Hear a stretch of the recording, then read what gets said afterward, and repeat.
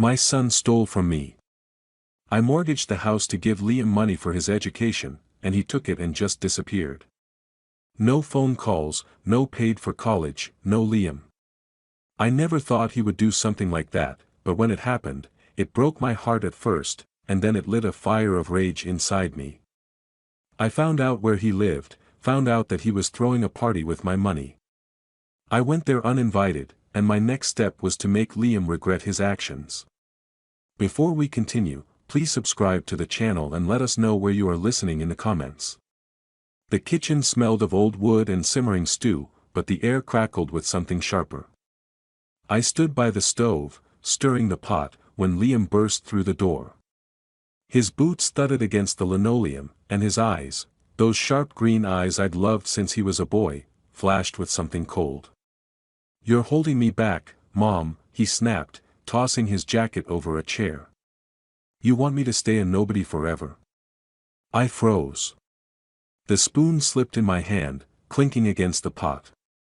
"Liam, I'm trying to help you," I said, my voice softer than I meant. "College isn't cheap." He laughed, a short, bitter sound, and grabbed a plate from the counter. "Trying? You're sitting on that house like it's a gold mine. You want me to beg?" He slammed the plate into the sink. It cracked, a jagged line splitting the ceramic. My chest tightened, but I didn't flinch. "Not yet." "Liam," I said, stepping toward him, "I'll do what I can. You're my son." My words felt heavy, like stones dropped into a well. He didn't look at me, just ran a hand through his dark hair and muttered, "Whatever. Just get it done." The next morning, I sat in the bank, clutching a worn leather bag stuffed with documents. The fluorescent lights buzzed overhead, casting a sterile glow on the polished desk. The banker, Mr. Thompson, adjusted his glasses and slid a stack of papers toward me. "Mrs. Quincy, you're sure about this? Mortgaging the house is a big step." His voice was kind, but it carried a warning. I nodded, though my hand trembled as I reached for the pen. The ink felt like a chain as I signed my name, Olga Quincy, over and over. $50,000. Enough for Liam's tuition, his books, his future. I saw him as a boy, scribbling sons and stick-figure families on homemade cards. For Mommy, he'd written in wobbly letters. Where was that boy now? The bus ride home was quiet, rain streaking the windows. My bag sat heavy on my lap, the weight of the loan documents pressing into my thighs. I thought of the house, its creaky stairs, the garden I'd tended since Tom died. It was all I had left, and now it was tethered to a bank's mercy. For Liam. Always for Liam. When I stepped into the kitchen, the air felt wrong. Too still. The stew pot sat cold on the stove, untouched. A note lay on the table, scrawled in Liam's sharp handwriting, "Gone. Thanks." My stomach twisted. I called his name, my voice echoing in the empty house. No answer. I dialed his number, pressing the phone to my ear. Beep. Beep. Beep. Nothing. I sank into a chair, staring at the old clock on the wall. Its hands had stopped at midnight years ago, frozen in time. Like us. Like me, waiting for a son who didn't come back. The phone slipped from my hand, and I whispered, "Where are you, Liam?" The silence swallowed my words, but something else stirred inside me, a spark, small but growing, refusing to fade. Rain battered the kitchen windows, and the darkness pressed in. I sat at the table, my thumb hovering over Liam's name on my phone. I'd called him every day for 3 months. Every day, the same dead-end beeps. His social media was a ghost town, no posts, no stories, just a profile picture of him smirking in sunglasses. I dropped the phone onto the table. It clattered, too loud in the quiet. The house creaked around me, its familiar groans no comfort. I thought of Tom, my husband, his voice rough but warm. "Liam's got a selfish streak, Olga. Watch him." I'd brushed it off then, laughed it away.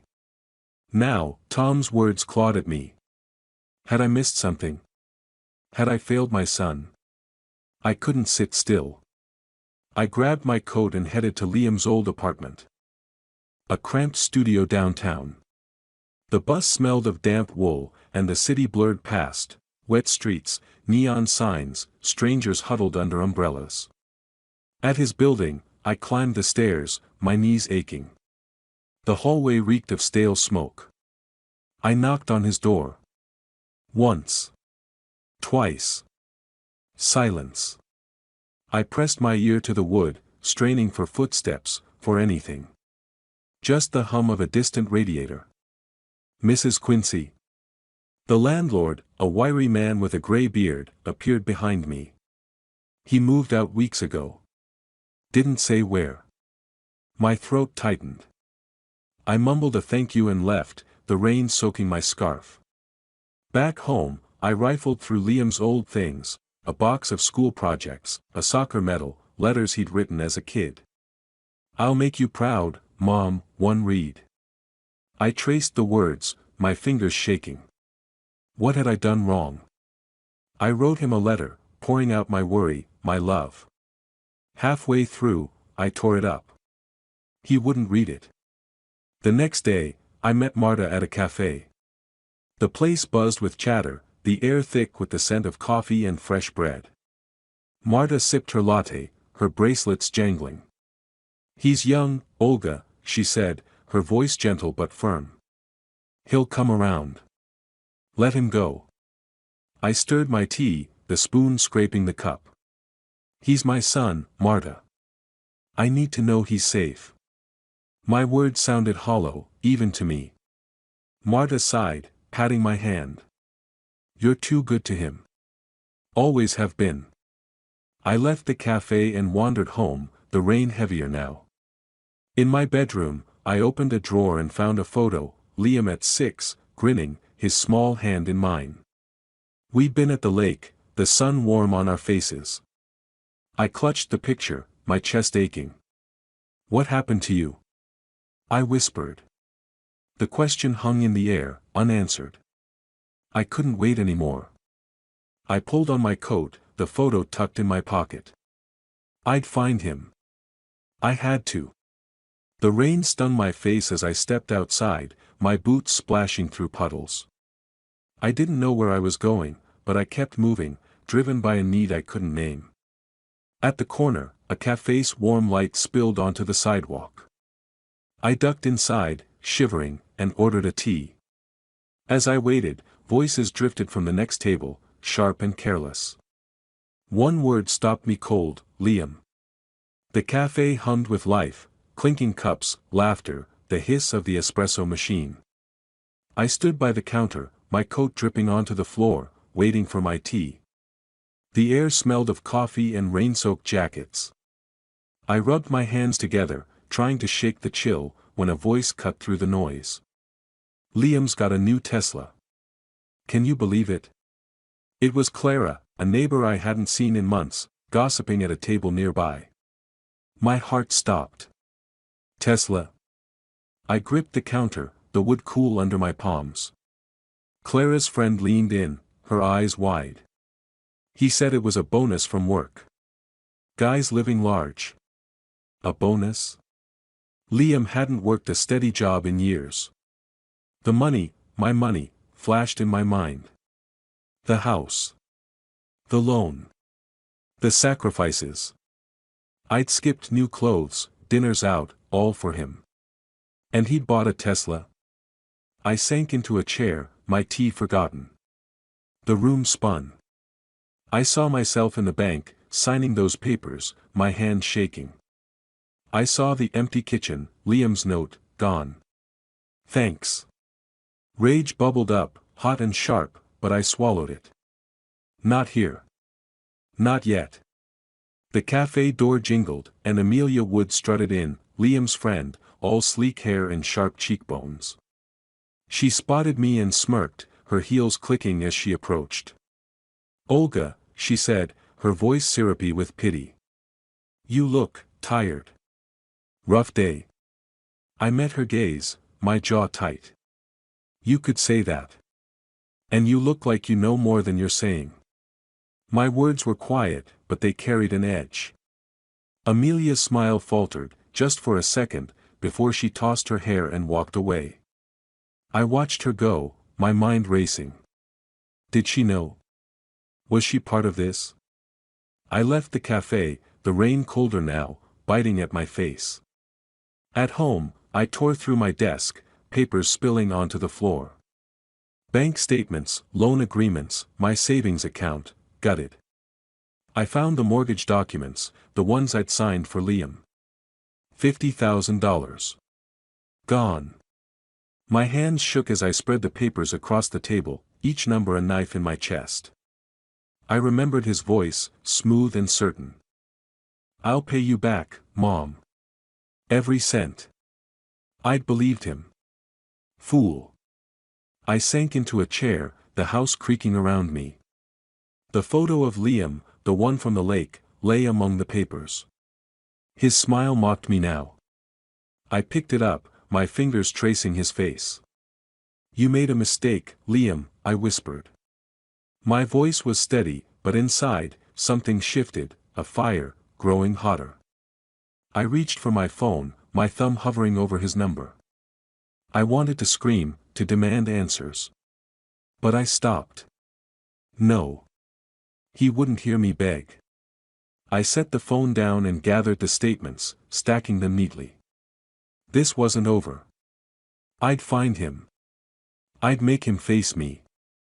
The rain tapped the windows, steady as a heartbeat, and I knew what I had to do next. The living room was a cocoon of shadows, the only light spilling from a lamp that flickered when the wind rattled the windows.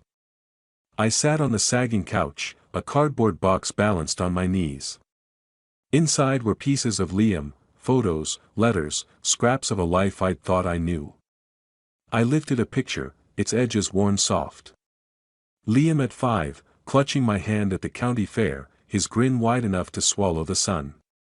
My fingers trembled, tracing his face. Where had that boy gone? I set the photo down and dug deeper. A letter, folded tight, inked in his childish scrawl, Mom, I'll make you proud.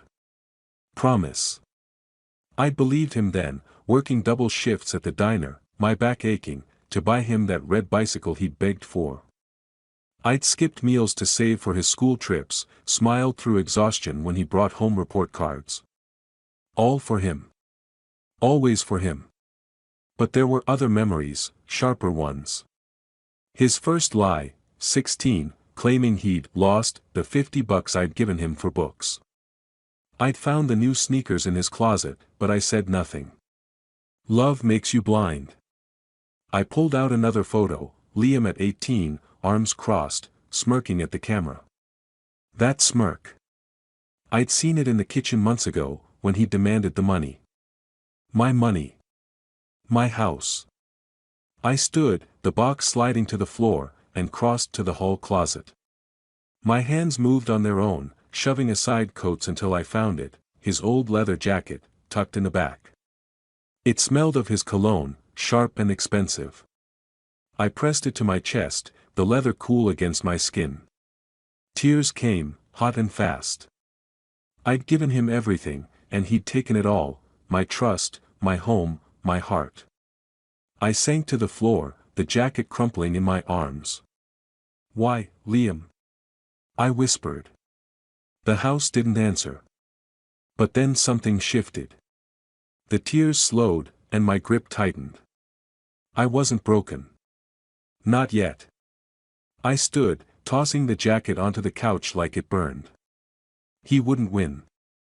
I grabbed a letter from the box, his last one, promising to pay me back, and tore it to pieces, letting the scraps flutter into the trash. Enough. A knock at the door startled me. Helen, my neighbor, stood on the porch, her umbrella dripping. Olga, you okay? Come over for tea. Her voice was warm, but I shook my head. I need to be alone, I said, my tone firmer than I felt. She nodded and left, her footsteps fading into the rain. Back inside, I found a notebook, its pages crisp and empty. I sat at the kitchen table, the clock still frozen at midnight. My pen scratched the paper. He took my money. But not my strength. The words felt like a vow. I wrote more, memories, lies, the weight of my sacrifice. My eyes burned, but my hand was steady. I wasn't the fool he thought I was. I closed the notebook, my gaze drifting to the phone on the counter. I could call him, demand answers. My fingers twitched, but I stopped. No. Not yet. I needed a plan, something sharper than anger. I stood, the notebook tucked under my arm, and glanced at the phone again. It glowed in the dark, tempting me. I turned away, whispering, "I'll find a way, Liam." The words hung in the air, a promise I meant to keep. The kitchen table was a battlefield of paper, bank statements, loan agreements, my savings account drained to nothing. I sat there, pen in hand, underlining the number that haunted me, $50,000. My sacrifice, now a shiny Tesla in Liam's hands. The room was dim, the bulb overhead buzzing like my thoughts. I flipped through texts he'd sent years ago, promises of, "I'll make it right." Mom. Lies, every one. I couldn't wait anymore. Marta had mentioned a lawyer, Mark, who'd helped her with a dispute. I grabbed a scrap of paper and scrawled his number, my handwriting jagged. The phone felt heavy as I dialed Marta. "He's good, Olga," she said, her voice crackling through the line. "He'll listen." I thanked her, hung up, and called Mark. His secretary booked me for noon at a cafe downtown. My stomach churned, but I pushed it down. No more hesitation. The cafe was alive with chatter, the air thick with espresso and fresh pastries. I sat by the window, rain streaking the glass, my hands clasped around a mug. Mark arrived, a man in his 50s with kind eyes and a gray suit. He slid into the booth, setting a notepad down. "Mrs. Quincy," he said, his voice steady, "tell me what happened." I started slow, my words catching on the pain. The house. The loan. Liam's betrayal. My voice shook when I mentioned the Tesla, but I pressed on, laying out the numbers, the promises, the silence. Mark listened, jotting notes, his brow creased. When I finished, my hands were trembling, but my spine was straight. "I want justice," I said, the words solid as stone. He leaned forward, his pen tapping the pad. "You've got a case. He took the money under false pretenses. We can file a claim, maybe more." His confidence sparked something in me, a flicker of hope. "It won't be easy," he added, "but you've got proof. Use it." I nodded, my mind racing. I saw Liam's smirk, heard his cold laugh. He thought I'd crumble. He was wrong. We talked details, documents, timelines, next steps. When Mark left, I felt lighter, like I'd shed a weight I hadn't named. The bus ride home was quiet, the city a blur of wet lights. I thought of Liam as a boy, telling me he'd be a doctor, his eyes bright with dreams. Had it all been a lie? I pushed the thought away. No more excuses. At home, I dropped my bag on the counter, the house creaking around me. My phone buzzed, a notification lighting the screen. My breath caught, Liam's name. A message, after months of silence. My heart pounded, urging me to open it, to hear him out. But my hand froze. What could he say? Another lie? I set the phone down, my fingers curling into a fist. I wouldn't fall for it. Not again. I turned away, grabbing my coat. I needed air, answers, something. The phone glowed behind me, its light sharp in the dark. I stepped toward the door, my resolve hardening with every step. The park was a gray smear of wet leaves and mist, the air sharp with spring rain. I stood under a dripping oak, clutching a scrap of paper with Liam's new number, scrawled by a friend of a friend. My heart thudded as I dialed, the phone cold against my ear. 1 ring. 2. Then his voice, low and impatient. "Yeah, who's this?" "Liam," I said, my voice steadier than I felt. "It's me." Silence stretched, thick and heavy. I gripped the phone tighter, my boots sinking into the mud. "We need to talk. About the money." He laughed, a sharp, cutting sound. "Money? It's mine, Mom. You gave it to me. Done deal." In the background, a woman's voice, Amelia's, giggled, low and mocking. "Tell her to back off, Liam. She's got nothing." My blood boiled, but I kept my tone even. "You said it was for college. You lied." The words burned my throat. I waited, hoping for shame, for anything human. Instead, he snorted. "Grow up, Mom. I'm not your charity case." Amelia's laugh spiked again, louder, like a needle in my ear.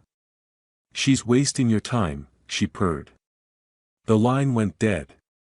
I stood there, rain dripping down my collar, the phone still pressed to my ear. Beep. Beep. My hand shook, but not from cold. "You'll regret this," I whispered, the words swallowed by the wind.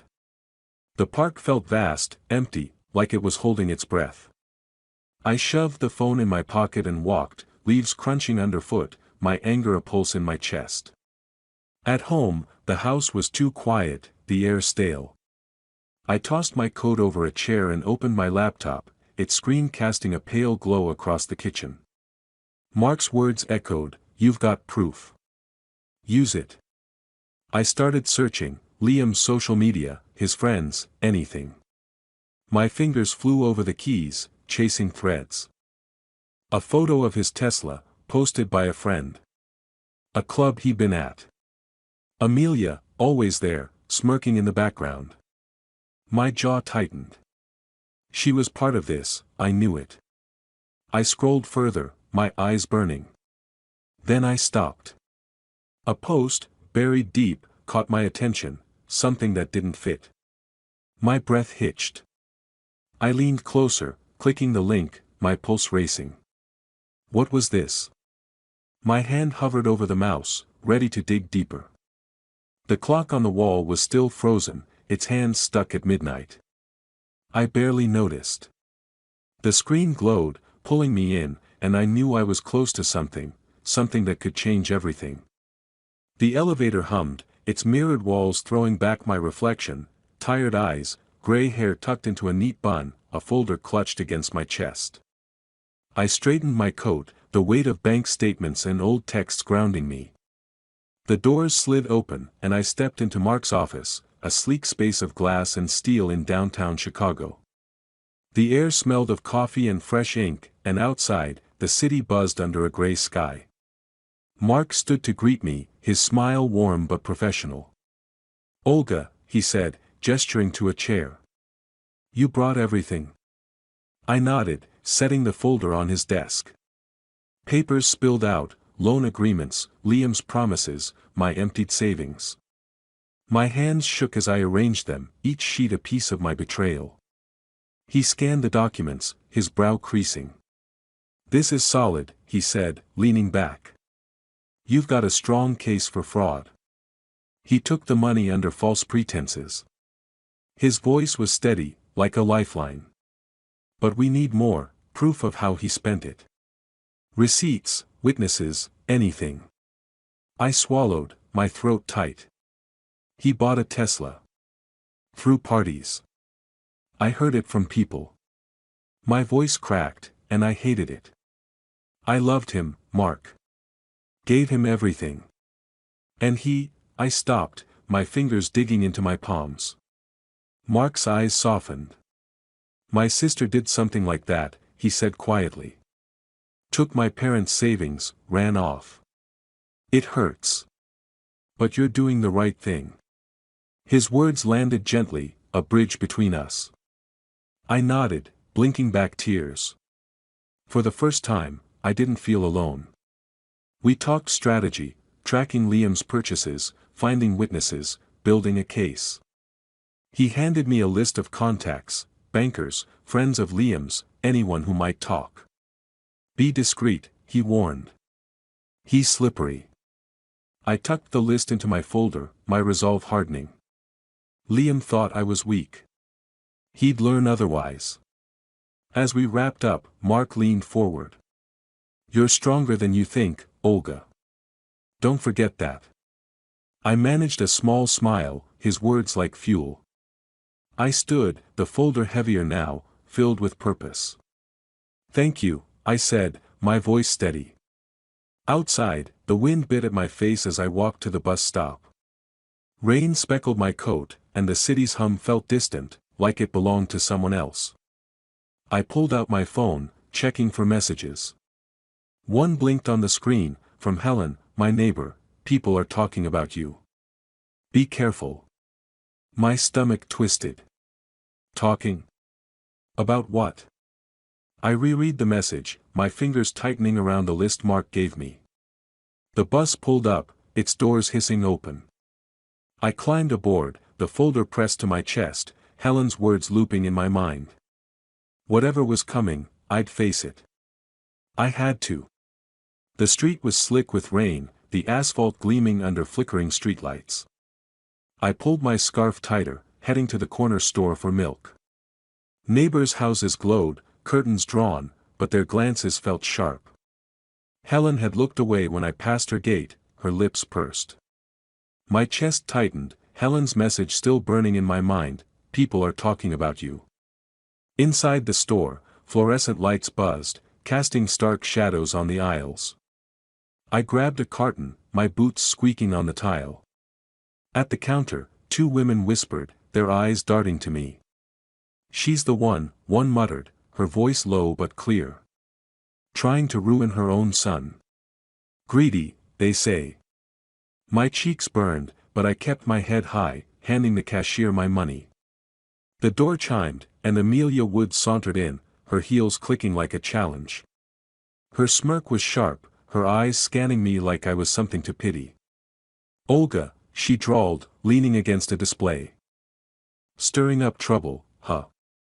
Liam's just living his life, and you're out here playing the victim. I gripped the milk carton, my knuckles white. You know what he did, I said, my voice low, steady. And you're part of it. But the truth comes out, Amelia. Always does. Her smile faltered, just for a second, before she laughed, tossing her hair. You're pathetic, she snapped. Keep dreaming. She turned, her heels echoing as she left. The cashier avoided my eyes, ringing up my purchase in silence. I left the store, the air outside cold and biting, Amelia's words stinging like salt in a wound. At home, I dropped the milk on the counter, my hands shaking. The house creaked, its quiet await. I saw Mark's face, heard his voice, rumors are their weakness. They're scared. He was right. Liam and Amelia were lashing out, spreading lies to bury me. They thought I'd break. They didn't know me. I pulled the folder from my bag, its edges worn from handling. Bank statements, texts, proof of Liam's lies, they were my armor. I sat at the kitchen table, the frozen clock staring down, and opened the folder. Each paper was a step toward justice, a way to reclaim my dignity. My phone buzzed. I hesitated, then answered. Olga, Mark said, his voice urgent. I found something about Liam spending. You need to hear this. My pulse quickened. What is it? I asked, leaning forward. He paused, then said, it's bigger than we thought. My breath caught. I clutched the phone, my eyes locked on the folder. Whatever Mark had found, it changed everything. The laptop's glow filled the kitchen, casting long shadows across the table. I scrolled through Amelia's social media, her posts a parade of glitz, clubs, designer bags, Liam grinning beside her. Then I saw it, a photo of a loft, string lights crisscrossing the ceiling, caption party of the century. Tonight. My heart raced. Liam's party. My chance. I grabbed my phone and dialed Mark. "Olga," he answered, his voice crisp. "You saw the post?" I nodded, though he couldn't see. "It's perfect," he said. "Show up, gather evidence, or confront him publicly. But be smart. They're watching you." "I will," I said, my voice firm. I hung up and opened my folder, pulling out bank statements and screenshots of Liam's texts. The printer whirred, spitting out pages, my record of his betrayal. I stacked them carefully, each sheet a weapon. My hands trembled, but not from fear. This was it. I paused, a memory flickering, Liam at 8, clinging to me during a thunderstorm, his small voice whispering, "You'll keep me safe, right?" I'd promised I would. My chest ached, but I pushed it down. That boy was gone. The man he'd become had stolen from me, mocked me. He'd pay. I stood, crossing to my closet. I needed something for the party, something that said I wasn't broken. I pulled out a dress, navy, simple, but sharp. It hung like a flag of defiance. I slipped it on, the fabric cool against my skin, and stood before the mirror. My face showed every year, every worry, but my eyes burned with purpose. A photo tucked into the mirror's frame caught my eye, Liam at 10, laughing at the lake, his hair wet from swimming.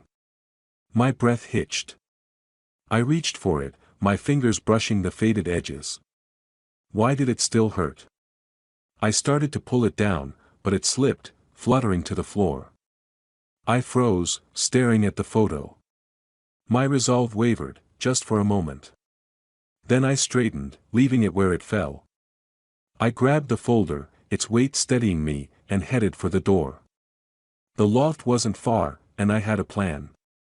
Whatever happened tonight, Liam would see me, not the mother he'd used, but the woman he'd underestimated. The loft pulsed with neon lights, bass thumping through the floor like a heartbeat. I stood at the entrance, my navy dress swaying in the evening breeze, the folder of evidence heavy in my hands.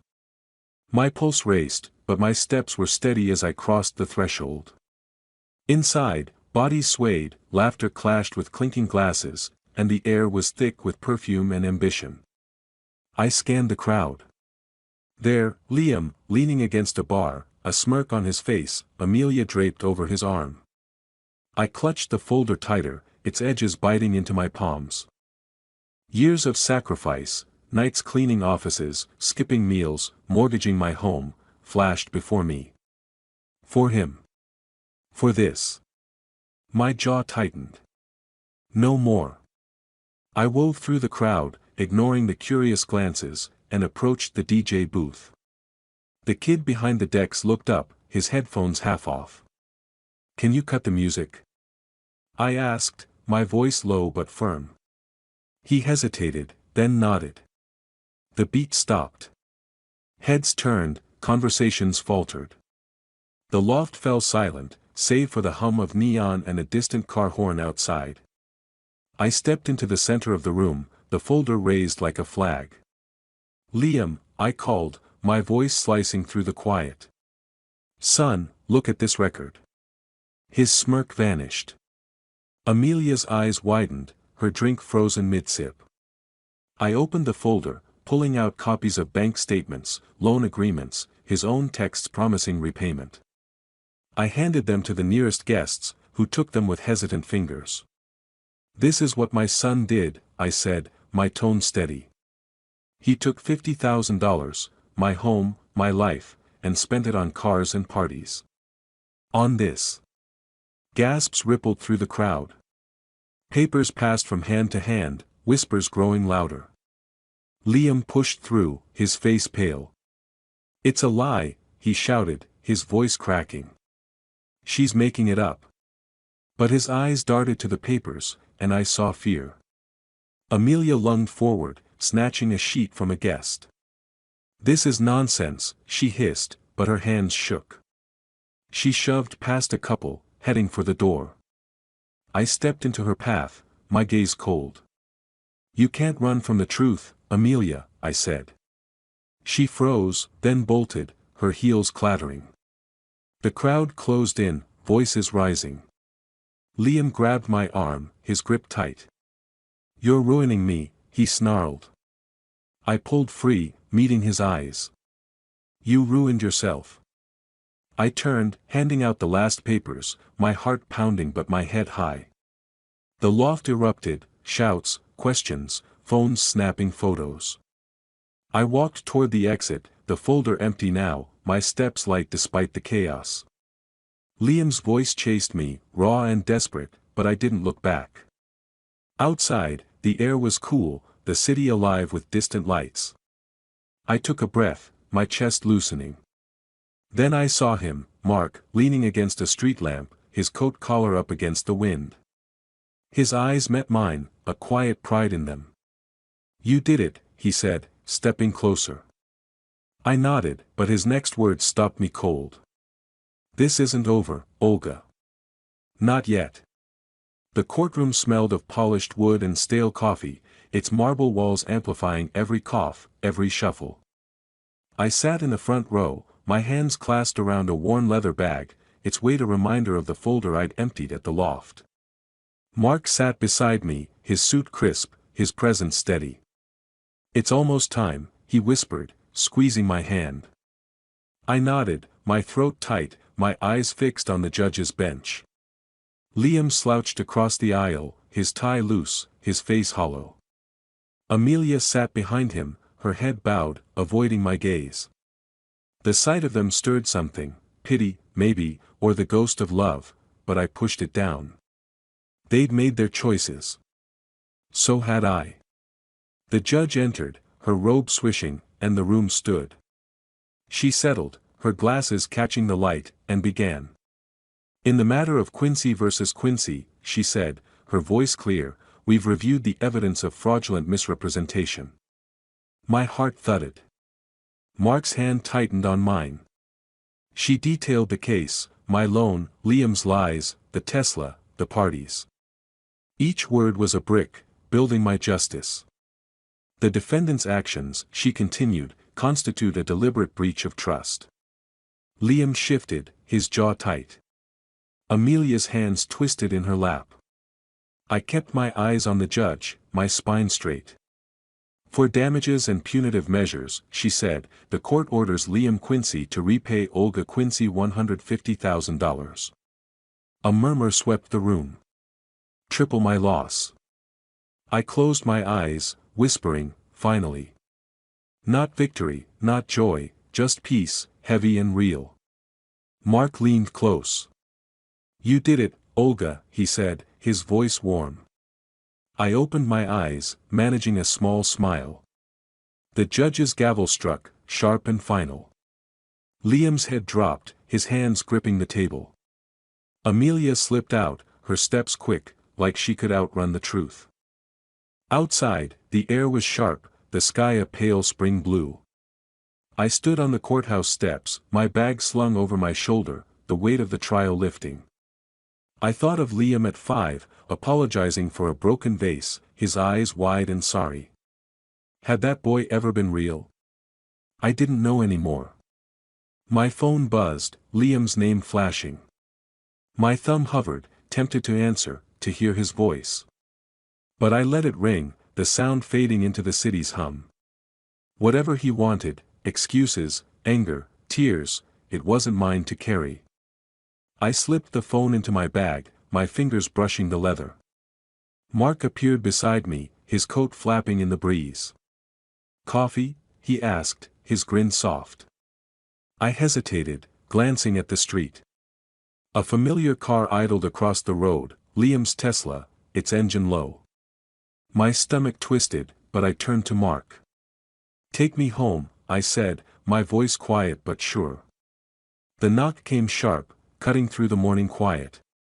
I set my coffee down, the mug warm in my hands, and crossed to the door. My house felt lighter today, sunlight spilling across the worn floorboards, the air soft with spring. I opened the door, and there they were, Liam, his face gaunt, his eyes red, and Amelia, shifting behind him, her usual smirk gone. "Mom," Liam said, his voice rough. "Can we talk?" He looked smaller, his shoulders hunched, no trace of the swagger I'd seen at the loft. Amelia clutched her purse, her nails chipped, her gaze fixed on the porch. I stepped aside, letting them in. The kitchen clock, still frozen at midnight, watched us. I leaned against the counter, arms crossed. "Say what you came to say," I said, my tone even. Liam swallowed, his hands fidgeting. "I messed up," he said. "I shouldn't have taken the money. I'll pay it back, I swear. Just, drop the judgment. Please." His eyes begged, but I saw the calculation behind them, the hope I'd soften. Amelia cleared her throat, her voice thin. "It wasn't my idea," she said, glancing at Liam. "I just went along. Don't blame me." Her words were a dodge, weak and hollow. I almost pitied her. Almost. I took a breath, steadying myself. I remembered Mark's words, "You're stronger than you think." I saw the years I'd given Liam, my youth, my home, my trust. I saw the courtroom, the judge's gavel, the truth laid bare. "I gave you everything," I said, my voice calm but firm. "You took it and spat in my face. I choose myself now." Liam flinched, his mouth opening, but no words came. Amelia's eyes darted to the door, like she could escape her shame. I pointed to the exit. "Go," I said.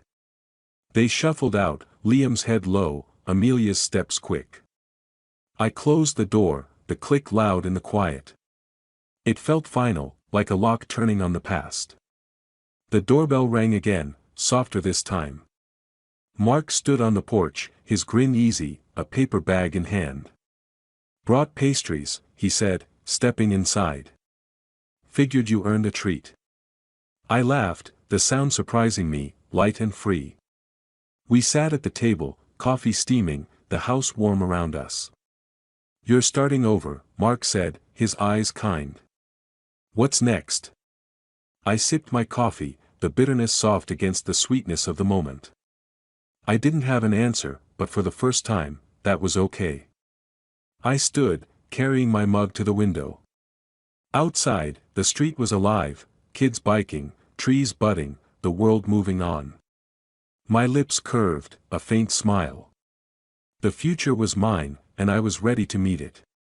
If you liked this story, please like this video, subscribe to the channel, and share your impressions of this story in the comments. To listen to the next story, click on the box on the left. Thank you for watching. My son Lucas invited me to a Thanksgiving dinner, promising to make amends. I arrived hopeful, only to find lawyers with papers to seize my business. Their smug smiles screamed victory, but I just laughed. "Guys, you're too late," I said, feeling the weight of betrayal lift. My revenge was sweet, but the road to it was a war I hadn't planned. Before we continue, please subscribe to the channel and let us know where you are listening in the comments. The office smelled of stale coffee and polished wood, a familiar comfort that wrapped around me like an old coat. I leaned back in my chair, the leather creaking under my weight, and stared at the spreadsheet glowing on my screen. Numbers danced, shipments, routes, profits, all proof of the life I'd built with my logistics company. At 62, I was tired, sure, but proud. The framed photo of Lucas on my desk caught my eye, his 8-year-old grin frozen in time, back when he'd run to me with muddy knees and wild dreams. I smiled, but the ache in my chest lingered. The door swung open without a knock, shattering the quiet. Lucas strode in, his polished shoes clicking on the hardwood. Behind him, Amelia, her lips a tight line, clutched a manila folder like a weapon. My heart lifted for a split second, my son, here, unannounced. Maybe he'd come to talk, to mend things. But the folder hit my desk with a thud, papers spilling like confetti, and I knew this wasn't a reunion. "Dad," Lucas said, his voice sharp, "we need to talk about the company." I straightened, the ache in my chest tightening. "What's this about?" My eyes flicked to Amelia, who stood by the window, arms crossed, her silk blouse catching the lamplight. She didn't meet my gaze. Lucas paced, his fingers brushing the edge of my desk, lingering on a glass award I'd won last year. "You're holding us back," he said. "The company's stuck in the 90s. It needs fresh blood, new ideas." He stopped, turning to face me, his jaw set. "It needs me." I blinked, the words sinking in like stones. "You think I'm, what, obsolete?" My voice stayed calm, but my hands clenched under the desk, knuckles whitening. Amelia spoke, her tone smooth as ice. "William, it's not personal. We just want what's best for the business. Modern leadership, modern results." Her smile didn't reach her eyes. I glanced at the photo of Lucas again, the frame's faint crack spiderwebbing across the glass. When had that happened? "Modern," I repeated, tasting the word. "Or just convenient for you two?" Lucas's eyes narrowed. "Don't make this harder than it needs to be. Sign the papers, step back. Retire. You've earned it." He nudged the folder closer, his fingers grazing the edge like he owned it already. The room felt smaller, the air heavier. I remember teaching Lucas to drive a forklift in the warehouse, his laughter echoing off the crates. Now he stood here, dismantling everything. My pulse thudded in my ears, but I kept my voice steady. "I built this company from nothing. It's mine. You don't get to waltz in and demand it." Amelia's laugh was sharp, a knife slicing the tension. "Oh, William. You're so sentimental. It's sweet, really, but it's not practical." She stepped closer, her heels clicking. "Think about the future. Our future." Lucas leaned in, his voice low. "You're making a mistake, Dad. We'll do this my way if you don't cooperate." He straightened, adjusting his tie, his face unreadable. My throat burned, but I forced a smile. "You're welcome to try." The words felt like gravel, but they held. Amelia's eyes gleamed, predatory. "You'll regret this," she said, turning toward the door. Lucas followed, the folder still sprawled across my desk like a challenge. The door clicked shut, and the silence roared.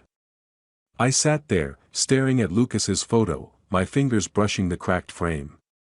The clock on the wall ticked, each second a reminder of time slipping away. I reached for my phone, my thumb hovering over a number, someone, anyone, but I stopped. Not yet. I stood, my knees stiff, and grabbed my coat. The office lights flickered as I stepped out, the Chicago skyline a blur beyond the window. Whatever Lucas was planning, I'd face it. But first, I needed to think. The hum of my car's engine was the only sound as I drove through the Chicago suburbs, streetlights casting long shadows across the dashboard. My hands gripped the wheel, the leather cool against my palms. Lucas's words echoed in my head, "My way," and I couldn't shake the image of his 8-year-old self, wobbling on a bike I'd steadied for him. Where had that boy gone? The city blurred past, and I let the ache settle, heavy as the autumn air. In their house across town, Lucas and Amelia were already moving. Their living room gleamed with excess, crystal chandelier, marble floors, no warmth. Lucas stood by the bar cart, pouring whiskey, his phone pressed to his ear. "Yeah, tell them William's slipping," he said, his voice clipped. "Too old, too slow. We need change." He hung up, smirking, and turned to Amelia, who sat on a velvet sofa, scrolling through her phone. "He didn't budge," Lucas said, swirling his glass. "Thinks he's untouchable." Amelia didn't look up. "He's stubborn, not invincible. We'll make him see reason." Her fingers paused, then tapped out a text. "I'm meeting Claire tomorrow. She'll spread the word, William's losing his edge." Her lips curved, cold and calculated. Lucas snorted. "Good. Let's see how long he lasts when his precious reputation cracks." Back in the city, I sat in a corner booth at the Beanery, a cafe where the smell of roasted coffee mixed with the rustle of turning pages. Tom, an old friend and supplier, slid into the seat across from me, his brow furrowed. The afternoon sun slanted through the window, catching the steam rising from my untouched latte. "William, what's going on?" Tom asked, leaning forward. "I'm hearing things. People saying you're slipping. That the company's in trouble." I froze, the cup halfway to my lips. "Who's saying that?" My voice was steady, but my pulse wasn't. Tom shrugged, uneasy. "It's just chatter. Clients, competitors. You know how it spreads." He hesitated, then added, "Is it true? You stepping down?" I set the cup down, the ceramic clinking too loudly. "No," I said, meeting his eyes. "Let them talk." But the words felt hollow. Lucas's threat, Amelia's smile, they were already working, poisoning the ground I'd spent decades tending. That night, I pulled into my driveway, the house dark except for a porch light flickering like a heartbeat. Inside, I dropped my keys on the counter and checked the mail, my fingers sifting through bills and junk. Then I saw it, a crisp envelope, the kind that screamed trouble. The return address, a law firm. My stomach twisted as I tore it open, the paper cool and sharp. A single line stood out, notice of intent. I sank into a chair, the letter trembling in my hands. Outside, leaves fell, spiraling in the wind, each one a whisper of what was coming. Lucas and Amelia weren't bluffing. They'd started a war, and this was their opening shot. I folded the letter, my jaw tight, and stared out the window. They thought they had me cornered. They were wrong. Rain streaked the windows of my office, blurring the Chicago skyline into a gray smear. I sat at my desk, the letter from Lucas's lawyer open in front of me. Words like incompetence and mismanagement burned into my eyes, each one a betrayal sharper than the last. My fingers traced the edge of the paper, the weight of it grounding me as my mind spun. Lucas, my own son, was suing me to take the company. I taught him to tie his shoes, to dream big, and now this. The phone rang, a client's name flashing on the screen. I answered, forcing my voice to stay even. "Hey, Mike, what's up?" But his tone was all wrong, distant, clipped. By the time I hung up, my hands were shaking. Another contract gone, the third this week. I leaned back, the chair creaking, and stared at the family photo on my desk. Lucas's smile mocked me. I needed air, answers. I drove to the Steer House, a restaurant where the clink of glasses and smell of grilled meat usually steadied me. Mike was there, waiting at a high-top table, his tie loosened. I slid into the seat, hoping for clarity. "William," he said, not meeting my eyes, "we're moving our account. Nothing personal, just business." His fork scraped his plate. The sound grating. "After 10 years?" My voice cracked, betraying me. "Mike, what's going on?" He shrugged, his gaze fixed on his steak. "Times change. We need someone, hungrier." The word stung, and I knew who'd planted it.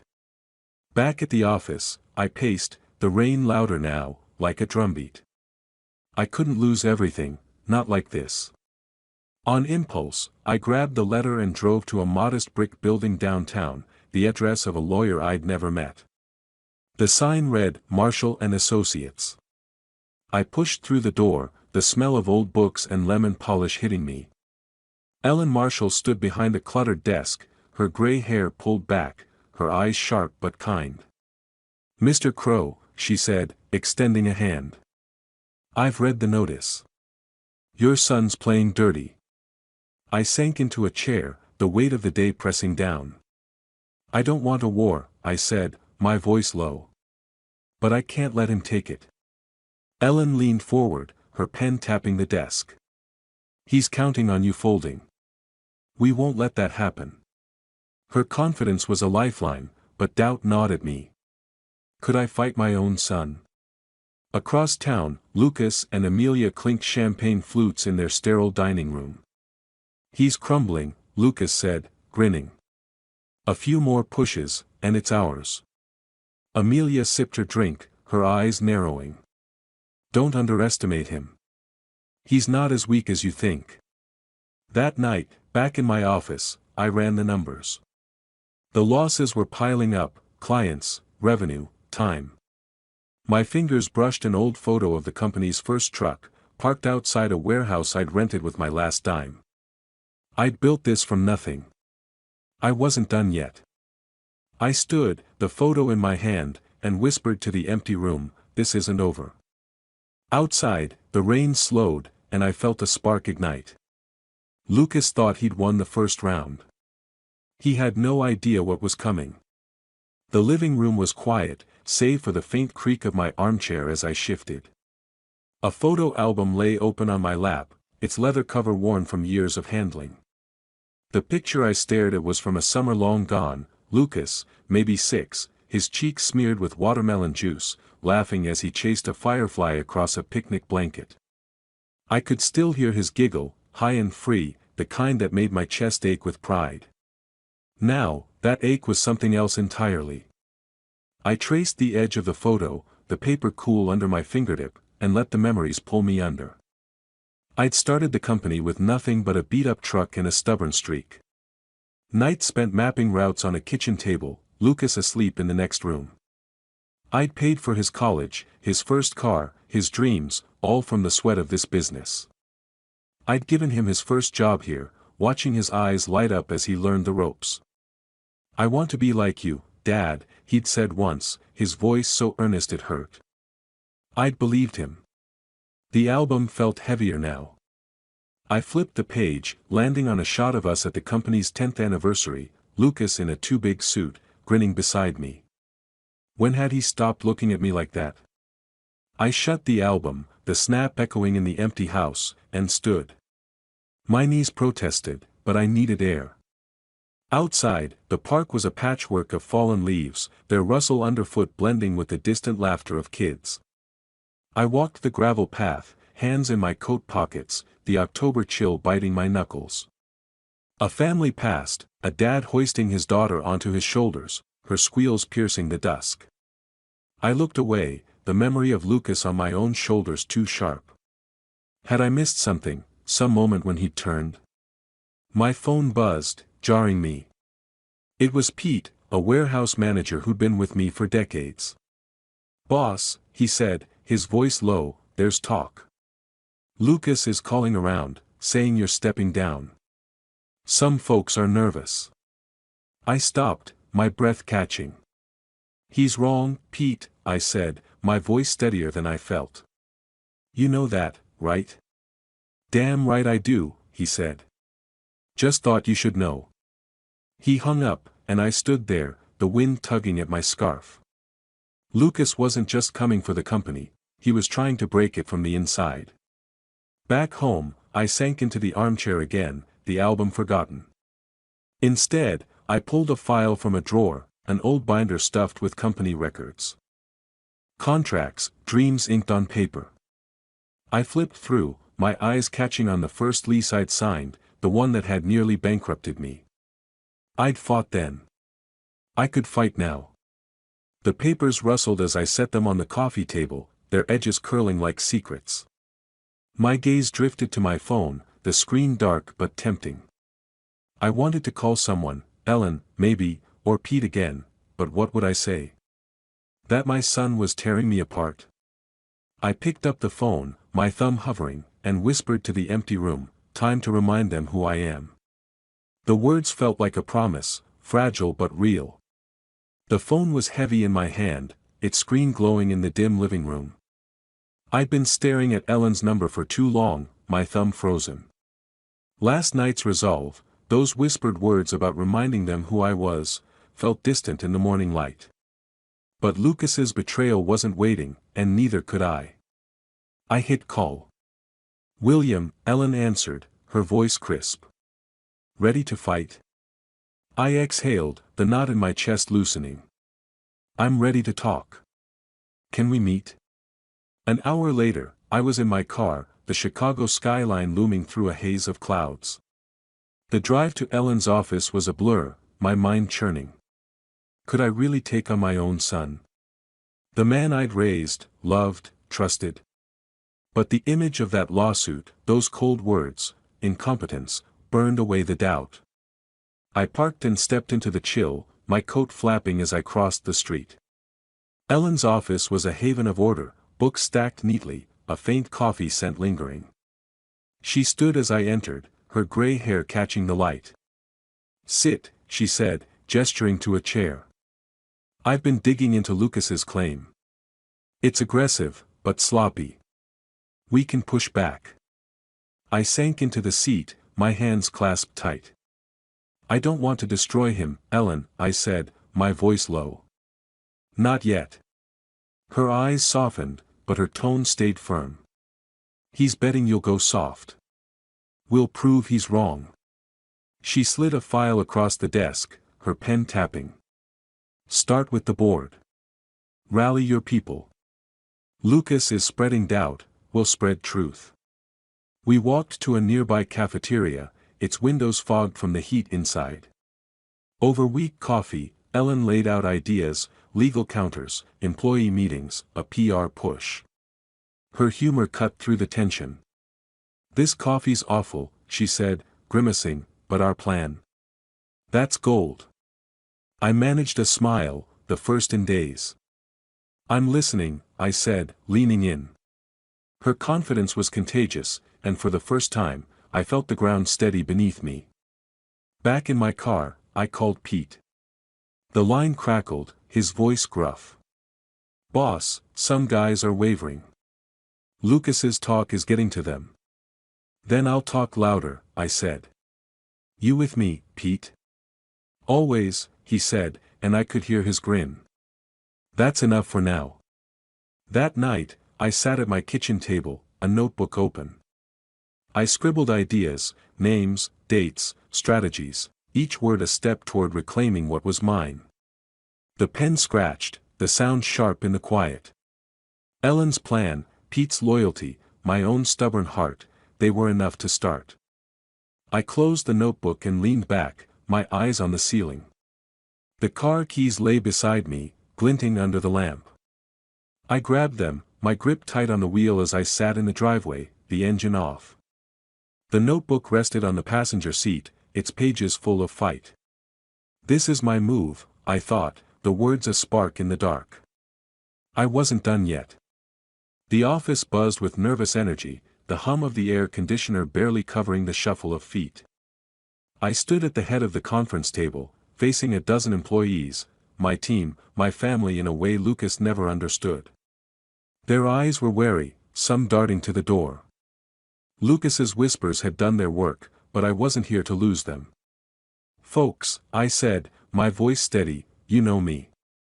We built this company together, every late night, every tough call. They want to take that from us." I paused, meeting their gazes. "I say they don't get to." Pete nodded from the back, his arms crossed. A few others straightened, their doubt softening. "We're with you, boss," said Maria, a dispatcher with a steel spine. The room murmured agreement, and I felt the tide shift. That afternoon, I drove to the warehouse on Chicago's outskirts. The rain drumming on my windshield. The lot was a maze of crates and forklifts, the air thick with dust and oil. I'd heard rumors, Lucas had swayed a key client, Carter Logistics, to jump ship. I needed proof. Inside, I combed through shipping logs, my flashlight cutting through the dim. There it was, a contract addendum, buried in a stack, showing Carter had breached terms for a side deal. Amelia's name was scrawled in the margins. My pulse quickened. This was my leverage. Back in my car, I dialed Carter's CEO, my voice ice. "John, I know about your deal with Amelia," I said. "Break it off, or this goes public." He stammered, caught. "Give me a day, William. Please." "You've got 12 hours, I said, hanging up. The rain slowed, and I leaned back, adrenaline singing in my veins. Across town, Lucas's house was a fortress of glass and ego. He stood in the dining room, a wineglass in hand, when his phone rang. His face darkened as he listened. "He did what?" he snapped, slamming the glass down. It shattered, wine pooling like blood. Amelia, lounging nearby, didn't flinch. "He's fighting back," she said, her voice calm but sharp. "We need to move faster." Lucas spun, his eyes wild. "He's a relic. He can't outmaneuver us." She arched a brow. "Then why are you shouting?" Back at the warehouse, I stood among the crates, the contract in my hand. The rain had stopped, but the air was heavy, the city lights faint beyond the lot. I tucked the papers into my coat, their weight a promise. This was my first strike, clean and sharp. But it was only the beginning. I looked out at the wet asphalt, my reflection blurred in a puddle, and thought, let them come. The air in Ellen's office was thick with the scent of paper and fresh coffee, a grounding contrast to the storm brewing in my head. I sat across from her, the contract from the warehouse, my ace, spread out on the desk. Its creased edges curled like a secret waiting to be told. Ellen's pen tapped rhythmically, her eyes scanning the pages. "This is good, William," she said, leaning back. Carter's backed off. "You've got leverage." "But what's next?" I shifted, my fingers brushing the armrest. "Something bigger," I said, my voice low. "I'm not just saving the company. I'm making sure they can't touch it." The words felt like a vow, but I kept the details locked tight, even from her. She raised an eyebrow, her lips twitching. "You sure you want to play it this close to the chest?" "No choice," I said, meeting her gaze. "They've got eyes everywhere." Ellen nodded, sliding a file toward me. "Then let's lock things down. I can draft a trust, something ironclad to protect your assets. But you'll need to move fast." "Fast is my only speed now," I said, managing a half smile. That evening, we sat in a quiet restaurant overlooking Lake Michigan, the water's surface rippling under the city lights. The clink of glasses and soft jazz muffled our words as Ellen outlined the next step, a meeting with someone who could secure the company's future. "He's discreet," she said, sipping her wine. "And he's got the capital. You ready to bring him in?" I nodded, my mind racing. "Set it up." But no names yet, not even to me. The secrecy felt like a shield, one I'd need against Lucas's reach. Back at my apartment, I paced the living room, the fireplace crackling as I dialed a number I'd memorized. The line clicked, and a gruff voice answered. "It's me," I said, my tone clipped. "Everything needs to stay quiet. No leaks, no traces." "You've got my word," the man said. "We'll talk soon."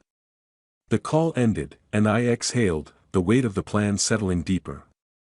I sank into a chair, pulling out a stack of old contracts from a drawer. My fingers traced the faded ink, deals I'd fought for, risks I'd taken. Each one a brick in the empire Lucas thought he could steal. I scribbled notes, numbers, and names, the pen scratching like a heartbeat. Ellen's draft arrived by email, a dense wall of legal terms. I read it by the fire's glow, each clause a step toward freedom. The company would be safe, untouchable. But the cost gnawed at me. I stood, the draft in hand, and crossed to the window. Chicago sprawled below, its lights pulsing like a challenge. The lake churned beyond, dark and restless. They don't know they've lost yet, I thought, the words a quiet fire in my chest. The draft felt heavier now, a key to a door I was almost ready to open. Rain battered my office windows, the drops streaking like tears across the glass. I sat at my desk, the glow of my phone casting shadows as a new message from Lucas blinked. "We're not done. Expect papers tomorrow." My jaw tightened. Another lawsuit, this one accusing me of financial misconduct. The words blurred, each one a fresh cut. I pushed the phone away, my hands trembling, and tried to focus on the spreadsheet in front of me. Numbers, routes, shipments, my world, slipping through my fingers. Across town, Lucas and Amelia stood in their gleaming kitchen, the marble counter cluttered with legal documents. Lucas paced, his phone pressed to his ear. "File it now," he snapped. "I want him buried." He hung up, his eyes glinting. Amelia leaned against the counter, her fingers tracing the rim of a wineglass. "You're sure about this?" she asked, her voice smooth but edged. "He's got no moves left," Lucas said, smirking. "He'll crack." My phone rang, shattering the office's silence. Amelia's name flashed, and my stomach twisted. I answered, bracing myself. "William," she purred, "we know about that old loan you never paid back. Messy, isn't it? It'd be a shame if it came up now." I gripped the phone, my knuckles white. "Don't drag the past into this," I said, my voice low, steady despite the rage bubbling inside. "You've got nothing." "Keep telling yourself that," she said, and the line went dead. I couldn't stay in the office. The walls felt too close, the air too thick. I grabbed my coat and drove to a park nearby, the rain soaking my shoulders as I walked. The paths were empty, the leaves sodden and clinging to my shoes.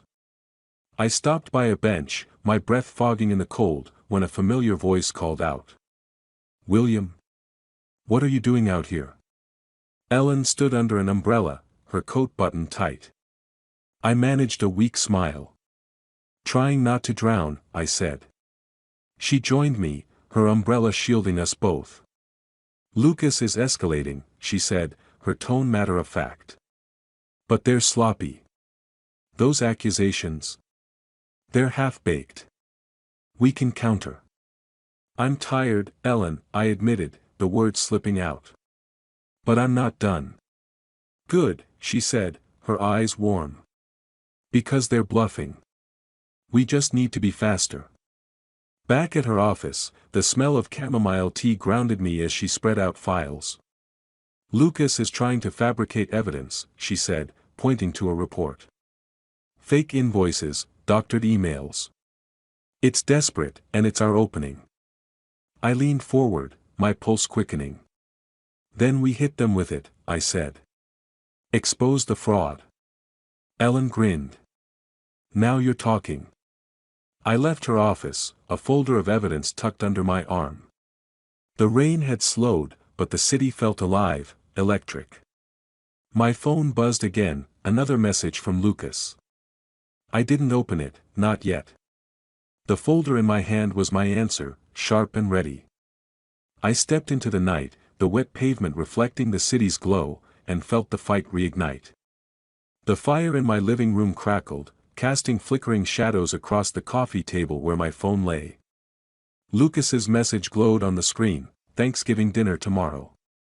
Let's make amends. 7 p.m., our place." I read it twice, the words dripping with false warmth. Amends? After lawsuits, threats, and lies. My lips curled into a wry smile.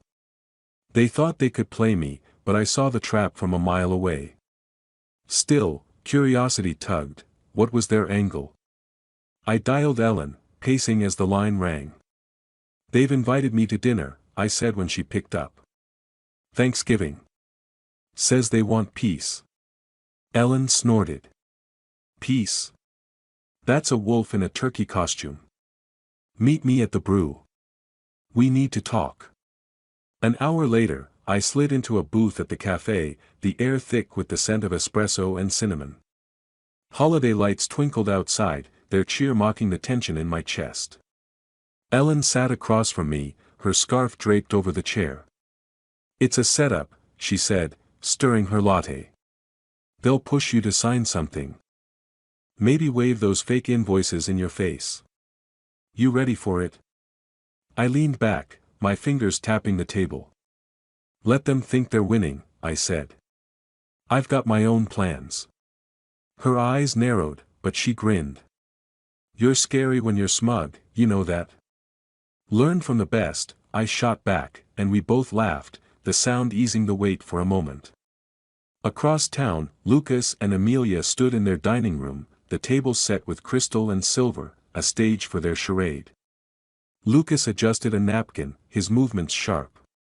"He'll sign," he said, his voice brimming with certainty.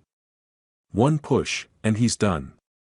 Amelia, arranging a centerpiece, tilted her head. "Don't rush it," she said, her tone cool. "He's stubborn.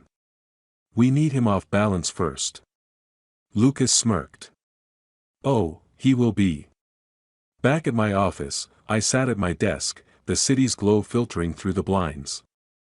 I opened a file, final details of the deal I'd been weaving for weeks. Numbers, clauses, signatures, all aligned to lock the company out of Lucas's reach. My pen hovered over the page, the ink a quiet triumph. I'd sell it, yes, but on my terms, to someone who'd keep its heart intact. The details were set, the meeting tomorrow morning. Lucas didn't know it, but his game was already over. I texted him back, my fingers steady, "I'll be there. Looking forward to it." The words were a mask, hiding the fire beneath. I stood, stretching, and glanced at the old photo of Lucas on my desk, its cracked frame a reminder of what I'd lost, and what I'd protect. That night, I stood before the mirror in my bedroom, adjusting my tie. The silk slid through my fingers, smooth and sure. Tomorrow was their stage, but I'd be the one directing. I met my own eyes in the glass, the lines on my face mapping every battle I'd won. "They'll find out soon enough," I thought, the words a spark in the quiet. The tie tightened, and I turned away, ready for the fight. The car's engine hummed softly as I idled outside Lucas and Amelia's house, the Chicago suburbs draped in a thin frost. My phone buzzed, Ellen's message, "Stick to the plan. You've got this." I exhaled, the air clouding in the cold, and tucked the phone away. My tie felt snug, a quiet reminder of the armor I'd donned. I was ready, not just for their game, but to end it. The sale was done, the company safe in hands I trusted. Lucas didn't know it yet, but his empire of lies was about to crumble. I stepped out, the gravel crunching under my shoes, and approached the house. Its windows glowed, a facade of warmth masking the chill within. The door swung open, and Lucas greeted me, his smile too wide, too polished. "Dad," he said, clapping my shoulder, "glad you made it. Happy Thanksgiving." Amelia stood behind him, her dress shimmering like ice, her eyes sharp. "William," she purred, "come in. We've got a feast." I nodded, my own smile a careful mask, and followed them inside. The dining room was a stage, crystal glasses glinting, candles flickering, the scent of roasted turkey heavy in the air. We sat, the small talk brittle, each word a step toward their trap. Lucas raised a glass. "To family," he said, his voice syrupy. "And moving forward together." I clinked my glass, my eyes locked on his. "To moving forward," I echoed, the words laced with irony they didn't catch. Halfway through the meal, the door opened again. Two men in suits entered, their briefcases snapping open like jaws. "Mr. Crow," one said, sliding a thick folder across the table, "these documents transfer the company to Lucas. Sign, and we'll keep this civil." Amelia leaned forward, her smile tight. "It's time, William. For everyone's sake." I picked up the folder, its weight familiar, like the contracts I'd signed decades ago to build this life. I flipped a page, then another, my fingers slow, deliberate. Lucas watched, his fork hovering, his confidence a thin veneer. I looked up, meeting their eyes, and a laugh broke free, low, sharp, unstoppable. "What's so funny?" Lucas snapped, his voice cracking. I closed the folder, tossing it back across the table. "Guys, you're too late," I said, my voice steady, cutting. "I sold the company this morning. Those papers. They're worthless." The room froze. Amelia's glass trembled in her hand, wine sloshing. Lucas's face drained, his jaw slack. "You're lying," he hissed, standing so fast his chair scraped the floor. Check the news tomorrow, I said, rising. It's done. The company's safe, and you get nothing. The lawyers fumbled, their papers scattering like leaves. Amelia's eyes burned, but she said nothing, her silence louder than any scream. I turned for the door, my heart pounding but light, the weight of betrayal lifting with each step. The cold air hit me as I stepped outside, the stars sharp above. I reached for my phone to call Ellen, my thumb hovering, when I heard footsteps behind me. Lucas's shadow loomed in the porch light, his breath ragged. I paused, the phone still in my hand, and waited. The parking lot was a pool of shadows, the frost glinting under the streetlights. Lucas's footsteps crunched behind me, his voice raw. You can't do this, he shouted, grabbing my arm. That company was mine. You owed me. I turned, slow, my eyes steady on his. His face was twisted, the boy I'd raised gone, replaced by this stranger choking on greed. You lost it the moment you betrayed me, I said, my voice cold, each word a blade. You don't get to rewrite that. He staggered back, his hands balled into fists. I'll fight this, he spat. You'll regret it. I shook my head, almost pitying him. Good luck, I said, and walked to my car. The door slammed shut, the sound final, like a gate closing. Inside their house, chaos reigned. Amelia stood amid the wreckage of the dinner, plates shoved aside, a wineglass shattered against the wall, its shards glinting like broken promises. You said he was weak, she hissed, her voice venomous, her eyes on Lucas as he paced. You pushed for the lawyers, he shot back, his finger jabbed in the air. This is your fault. She laughed, bitter and sharp. My fault? You're the one who thought you could bully him. The room crackled with their rage, their plans crumbling like ash. My phone rang as I drove, Lucas's name flashing. I let it go to voicemail, then another, his voice crackling through, Dad, please, let's talk. I'm sorry. Amelia's call followed, her tone softer, calculated. William, we got carried away. Can we start over? I didn't answer. Their words were empty, too late. I pulled into the lot near Ellen's office, the city quiet under a fresh dusting of snow. Her office was warm, the smell of tea welcoming as I sank into a chair.